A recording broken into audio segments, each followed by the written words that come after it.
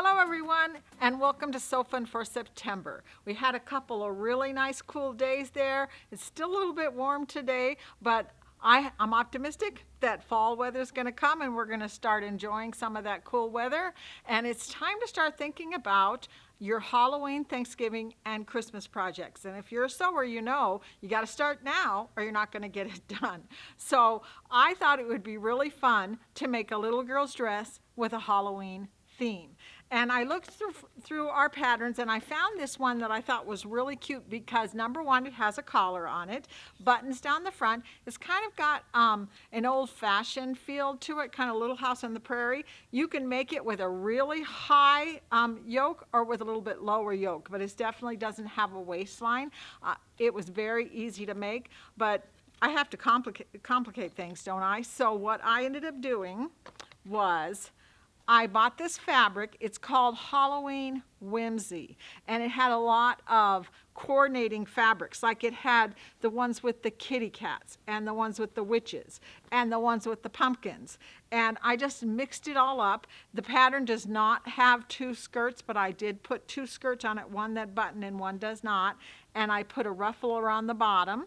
I also added some piping in the collar, which is not in the pattern, but it's always fun when you make a little girl's dress to put some piping in the collar and piping in the waist with little green buttons going all the way down the front. I also added a little bit of rickrack. Now, a lot of people think that rickrack is an old-fashioned idea, and I see it in Joann's all the time, and people walk right by it. But rickrack is so much fun. You can put it in all different places, and along the edge of a sleeve, not only does it help you to hem, but it also makes a nice little extra texture on the dress. And I put them in little girls' dresses all the time. So, I don't know how many of you out there have a box like this. I have probably 4 of them in my house that look like this. And you go through it and you find what you want to add to whatever you're making it. It always adds just a little bit of extra that makes that dress really special. And I have a box like this that's nothing but rickrack. And just so that I can inspire you a little bit, I brought in some rickrack. I have some green rickrack, and I also have some black piping to go around the collar and around the waist. I also added some orange rickrack around the bottom right there where those two seams come together. So use your imagination, mix things up, try and make a dress that will be definitely remembered. My granddaughter-in-law has already seen this and said to me, "Oh, that's mine, right? I get that from my daughter." So we know where it's going. So that was a really fun project, and it didn't, believe it or not, even with all the different stitching and everything, it didn't take me very long. So I was very pleased with the way it came out. By the way, the patterns come in anything from size 6 months all the way up to size 10. So no matter how old your little girl is, you'll be able to make that little dress. So the next garment that I have for you today is this jacket. And it is made by Jolie. And we've had these before. It's so fun. And I've seen them, but I've never actually tried to make one. And I consider myself a pretty experienced sewer. I've made clothes almost my whole life.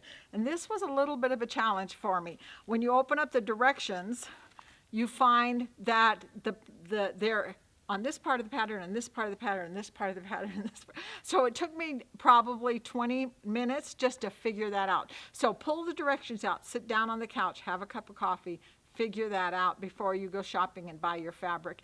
You won't get frustrated and upset at the pattern.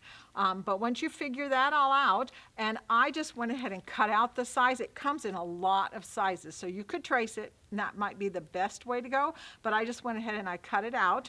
I went online and I looked for fabric, and I found this ripstop nylon, which worked really good. I was a little bit nervous about it because it was so thin, but when you put flannel on the inside, it makes the jacket nice and cozy warm, and it's not see-through, and I was just really pleased with the way it came out.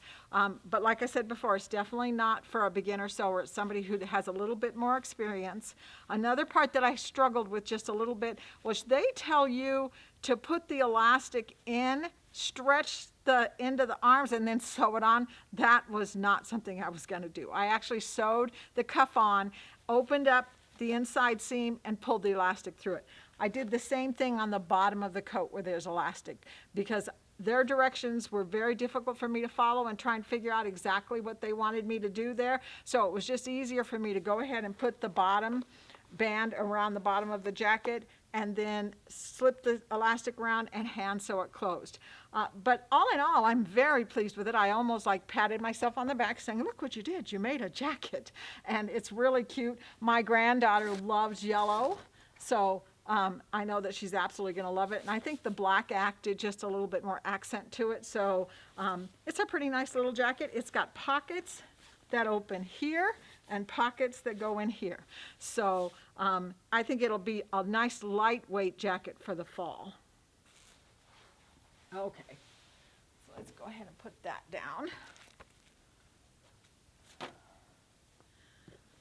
Okay, so I think what I want to show you next is we have every single month we have something from OESD, which is an embroidery design that we have discounted that they've sent us. And I don't have the designs with me today, but I can show you what I made from them. This one here, I put a pillow on. It's called Chi Autumn. And I really liked the kind of outline kind of look to it. There's no real a solid feel to anything. You could put it on just about anything and it would go on it because it's not too heavy. But it was really fun. I took this kind of a border print and I copied it around in a square, which made a really fun pillow. And the back, I put flannel on the back, and you will see this flannel again in a little bit when I start showing my quilts. The other one that they gave us is this one here. This one's called Autumn Doilies and Napkin Corners. And I actually remember when we had this in the store. And you can make doilies out of it. They have freestanding lace that you can put together and create a full doily. But I thought the Napkin Corners was really, really cute. And what's nice about it is they sew out a shape, and then you lay your napkin in that shape so you know exactly where the corner is going to come, and then it sews it down, and then you cut the corner off, and then it does the lace, and then you run it under hot water and let it dry, and it comes out really cute. And I did 2 of the different kinds of napkin corners. So if you've got napkins in the house, or if you want to make napkins, it's something that's really cute that you can make for the upcoming holidays. Okay, so let's talk a little bit about some of the books that I brought in for today. This book, so I've done 3 sew-funs, and in all 3 of them, I did a Tildy book, which kind of shows where my interests go. I think she's absolutely wonderful. I love her stuff, and I love the little stuffed animals and stuff that she has in here. She has this really cute deer in here, which I didn't even get a chance to make, but I thought would be really fun to make for Christmas. And she has, if you're not into stuffed animals, she has some really cute quilts. She has a quilt in here. Let me see if I can find it. That's what you get for marking stuff, because then you can't find it afterwards anyway. But look at these little bags. Those, if you just want to make some bags that you can carry around and put applique in it, they're really fun. And you can see most of her stuff is really soft pastel looks. Well, I don't do anything in soft pastels. So I had a lot of fun making them. And of course, the first thing I made was the little doll that she has in here. And she's got a bunch of little dolls in here so you can see what they look like. Each time I've done a doll, it's been a little more complicated. The first ones were really tall and skinny. The next ones were a little bit short and fat. These had actual appliqued hair on them. So you could take some of your fabric and put the hair on them. I put button eyes instead of drawing the circle eyes. The pattern tells you to do circle eyes, but you can do anything you want. And I thought the button eyes that lock in place so they don't come off were perfect for it. Of course, I had to do it in holiday colors. So this one is dressed as the Grinch Who Stole Christmas. And she's got a little curl of hair up on top and some little pom-poms on her. All the dolls have little boots on them, and of course the boots had to have some buttons, and some of the the trims that I just showed you in the box. So rickrack around the waist, a little lace around the end. Just use your imagination, dress them up, and make them really cute. And I think you'll be very pleased with what you'll end up with. And then this one, I used some of my Halloween fabrics that I've used in some of the quilts that I did today, and I thought that came out really, really cute. I put some buttons and some rickrack on her, some little ribbons for her hair, and then I took a witch's hat that I got from an embroidery site and put that on top. It's just freestanding lace with rickrack and lace around the edges. But after I made her, I thought to myself, you know what? OESD this month, you probably already showed Lynn show it, has a witch's hat. These witch's hats are probably not what you want to wear yourself because there's so many pieces to them. But wouldn't that be cute on a little doll? I think you'd really like to do something like that and have it as a decoration for Halloween. I'm one of those people who don't go for the ghoulish, scary Halloween. I like the cutesy stuff. So a cute little doll was the perfect project for me for Halloween. So while I was going through the book, I found in here that they had these cute little, what I thought were placemats. From the picture, it's really hard to tell what they are. But when you look up the pattern and figure out what it is, it's not a placemat. It's actually just a little mug rug is all it is. And it's done in little triangle shapes. And I made one with a sewing theme, one with a Christmas theme, and one with a fall theme. So you could make any kind you want and they go together really fast, and you don't have to be a real experienced sewer just to sew those little diamonds together. But since I'd already kind of had it in my head that you could make a placemat that looked like that, I had to see what I could do. So what I did was I got a 45-degree angle, and I took that and I cut some pie shapes, and I think I ended up with 8 all the way around so that they would fit together with the 45 degrees. And I sewed them in, I sewed strips down the middle of them and used scrap fabric, and then I put a back on it, and then I stitched down it. So I thought that came out really cute, and I thought it would make a great little centerpiece on a table for Halloween. And then I made this one. Same thing, I used the 45-degree angle, but I took a bowl and I laid the bowl and cut half circles and sewed those on the end. So we got a kind of a flower look that those coasters had on it, but in a much bigger way with, again, scrap fabric. So I have one for Thanksgiving and I have one for Halloween.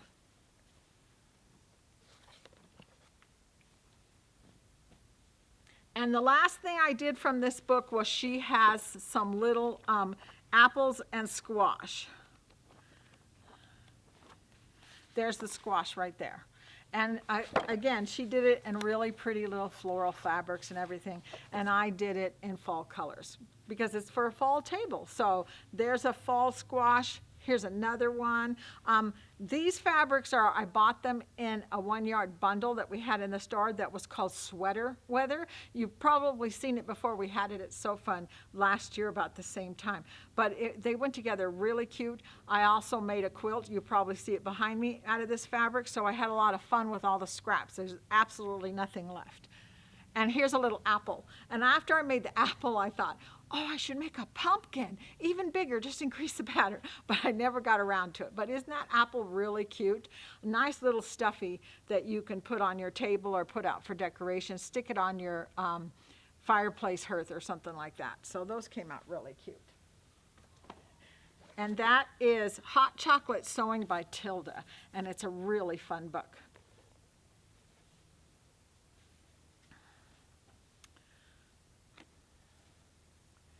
Okay, so I have a couple of things that aren't really particular to anything. As long as you're doing a lot of quilting, and I am almost what you would call new to quilting. I've been quilting for years and years, but usually just embroidery quilts, something where you embroider the picture, sew the squares together, and you're done. Now I've been doing some real piecing with some real small parts, and you need a stiletto to hold those little seams in the right direction as it goes under. And if you're going to have a stiletto, why not make it a flamingo stiletto. You got to have fun stuff in your sewing room. So I thought that was really cool.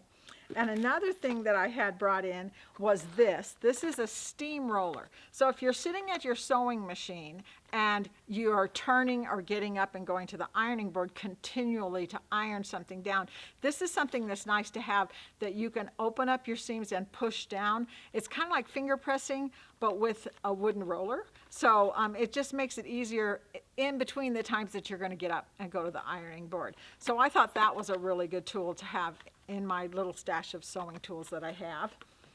And then this one is a toolbox. I'm going to put it down here so I can open it up and show you.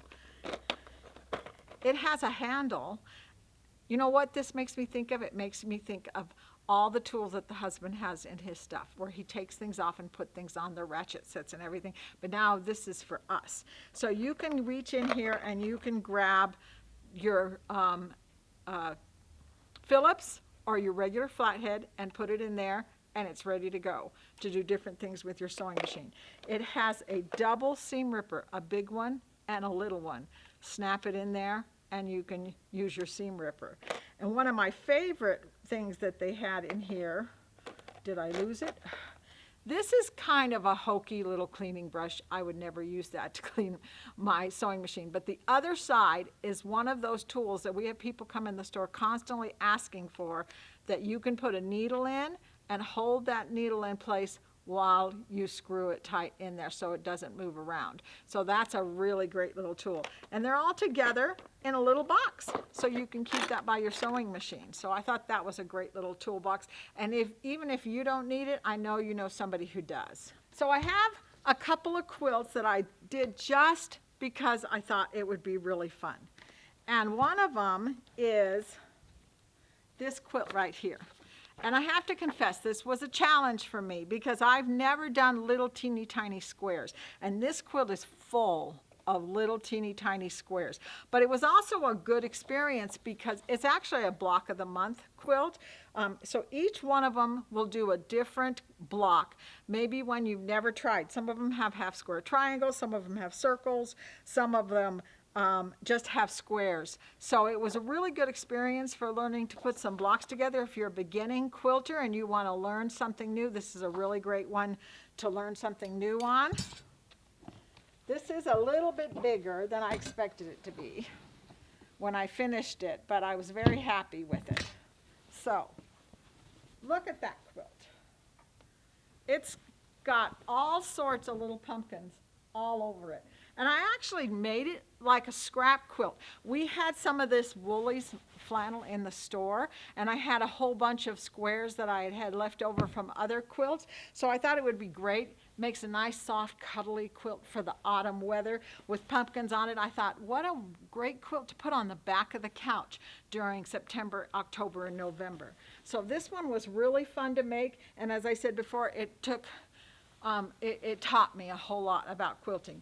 Another thing I did with this quilt was I opened my PE Design software and I brought a pumpkin image in and drew around it and added some little swirls around it and created my own edge-to-edge quilting, and I put it on my embroidery machine and I quilted it with that. And I was very pleased with the way it came out in the end, with little pumpkins running all over from one end of the quilt to the other end of it.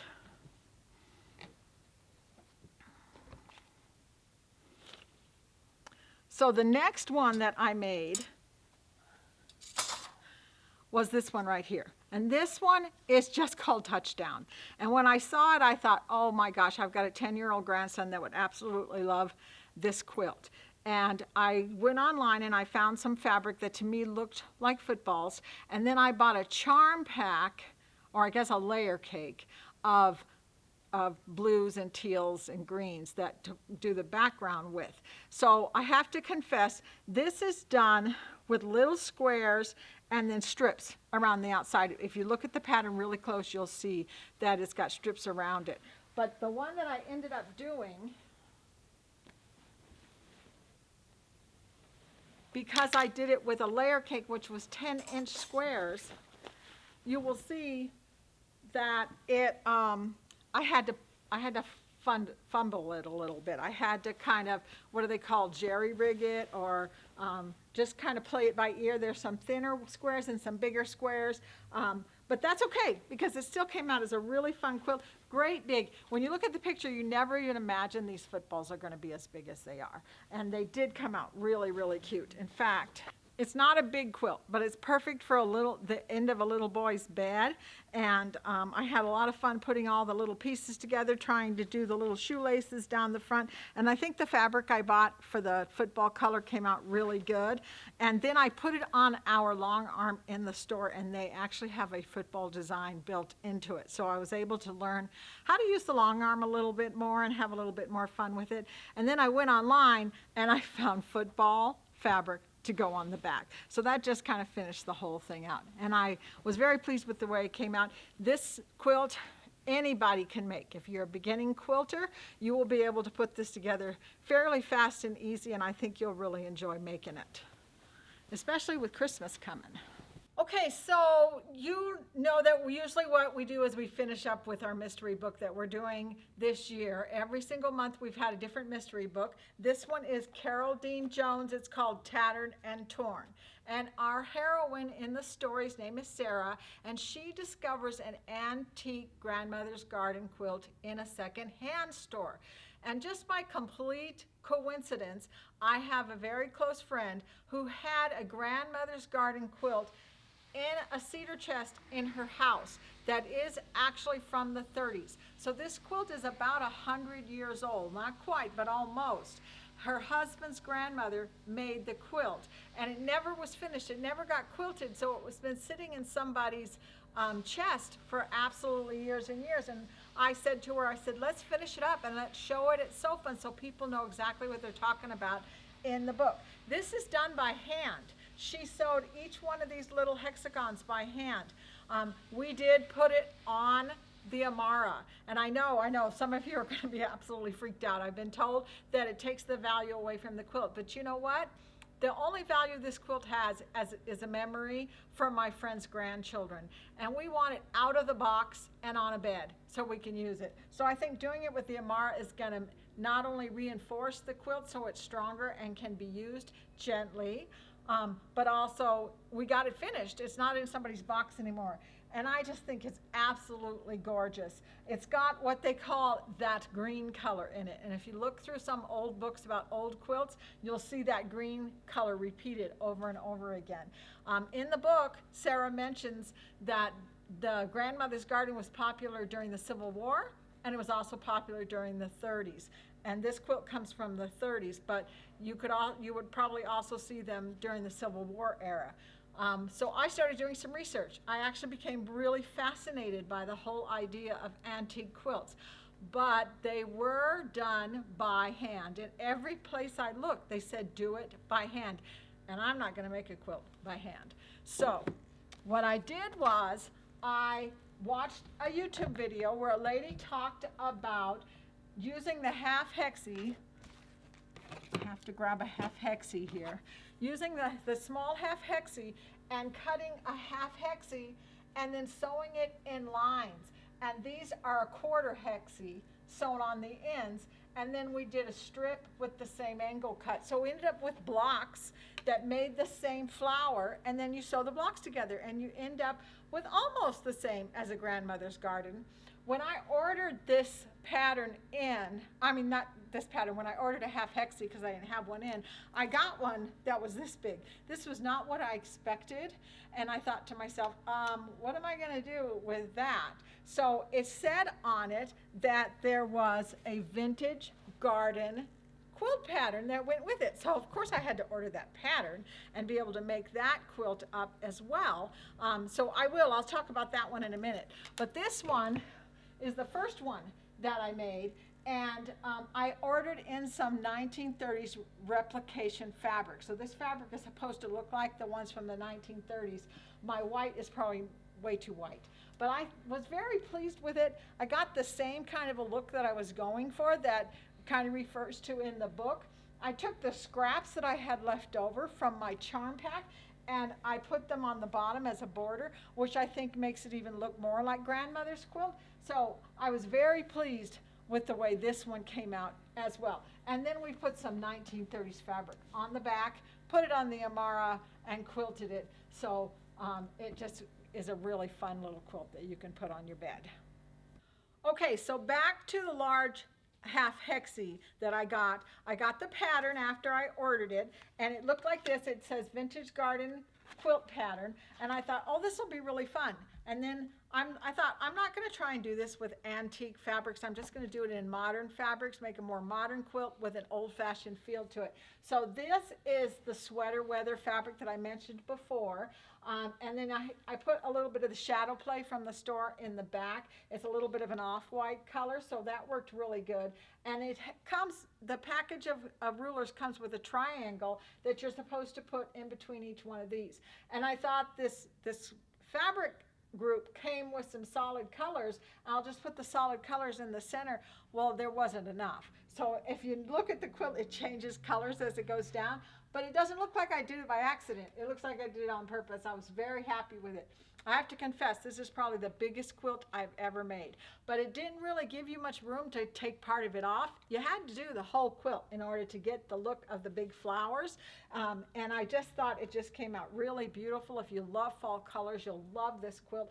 Easy, fast to make. Anybody who knows how to put two pieces of fabric together can put this together. It's done in rows. So you start on one end and you just start sewing them together. And then once you have a whole lot of rows, you sew those together and you end up with this absolutely beautiful fall quilt. And then I put it on the Amara and looked and found these leaf quilt patterns on here. I know I've said a whole lot already that I've put things on the Amara, and last time I did So Fun, I talked about how I put everything in my Stellaire. Well, I'm trying to widen my horizons. I'm trying to learn how to use the Amara, the long arm, so I'm getting really good at it, and I really had a good time making this one. And then on the back, I found this beautiful kind of fall daisies sunflower pattern, so I thought that just finished the whole quilt up, and it came out really, really nice. But I was still kind of on the antique quilt kick. I started to look into what some of the other old quilts were that were out there. And Eleanor Burns has a book that's called Quilts from Elle's Attic, and it's full of old quilts. And it also has some really fun stuff in it, like information about what they did a long time ago when they were making quilts, like how you made a fan quilt, and some little I guess what you'd call just little decorations that have a quilting theme in it too as well. So it's a really fun book, even if you don't want to make anything from it, just to read up on some of the old quilts and everything. It also was a really good book for me to learn some of the old quilt patterns that were out there. So before I took on the quilt I wanted to make, I ordered some Civil War replication fabric so we could really go with the old quilt. But I wanted to try it out with some scraps. And you know, every time I do So Fun, I have to do a scrappy quilt because we got to get rid of all that stash that we have at home. So I thought as long as it's September, I would do it in a Halloween theme. And all of these squares and everything are in the book that will show you some different kinds of angles, some half triangles, some 9 patches and that sort of thing. I did discover when I was doing one of them that I had to learn how, I'm going to flip this around, I had to learn how to make these pinwheels. I'd never done anything like that before. And it would help a whole lot if you have a ruler to do pinwheels with. That works really, really well. A 45-degree angle would work well so that you can do that. And then another thing I learned, and probably some of you are going to laugh at me, but when you sew these pinwheels together, don't try and trim that to a straight line, otherwise you're going to lose your center circle completely. So some of mine, if you look at it, my center circles don't look all that good, but by the time I get to the antique quilt, they look a whole lot better, so I learned a lot. And then of course I had to finish it up with some really fun spiderweb fabric on the back. And then the one that I took on that I would like to finish up with is this absolutely beautiful quilt. Now I won't be able to find it.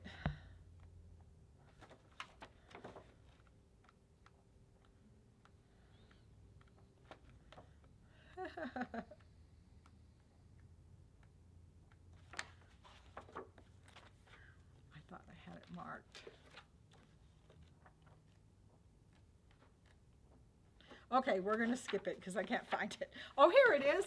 Look at that. Isn't that beautiful? And it's done in all antique fabrics. I did not put the applique around the outside of it, but I took on those fans and that dressed in plate in the center. Now, when she says to do a dressed in plate, she tells you to do it by sewing, interfacing on the back of it, sewing around it, turning it inside out, and sewing it down.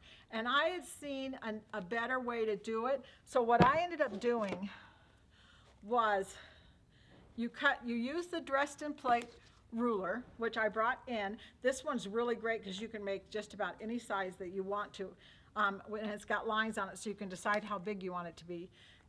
You take your dressed in shape like this, you fold it in half, and you sew across the top. And then once you've sewn across the top, you can just turn it. This is the way it looks when you've sewn across the top. Turn it and sew it flat like that. And so now you've got that dressed in shape. It may not look like the one in the book, but it works. And then sew those together like that, and then you keep going around until you've created a full circle. Then lay it down on your quilt and applique it down with some invisible thread and a blanket stitch. The center circle can be you can get a bowl out of your kitchen and draw around it, and then turn the edges down and sew that down too. So, with all that talk, I'm going to show you my quilt. This is what I ended up with. And I stitched in the ditch on the dressed in plate and the fans. I put a trim around the edges of the fan instead of turning the edges on. The book tells you to use rickrack, but I thought a real pretty braid trim would look really well. I went into my Stellaire sewing machine in the shapes, and I found some old-fashioned looking shapes to go on the edges. So each corner of this I quilted separately to give it that old-fashioned hand-quilted look. So I was very pleased with the way it came out. I bought, like I said before, the Civil War reproduction fabric online, and then I started looking for something to do the back with, and I went up to the Golden Quilt Museum. If you've never been there, you need to go. They have absolutely beautiful antique quilts. And because I'm on an antique quilt kick, I just was completely fascinated with what women used to do all by hand. But then while I was there, they had some Civil War reproduction fabric there, and I bought a nice big piece of the red and brown. And I just think the whole thing just came out absolutely beautiful. I'm going to put it on my bedroom wall. So I thought that was like my piece de resistance. I think it came out really, really nice. I'm very pleased with it. I hope you enjoyed my kind of walk back into history with old-fashioned quilts and what you can do today on your sewing machines. And I hope you have a great month. We'll see you next time. Bye-bye.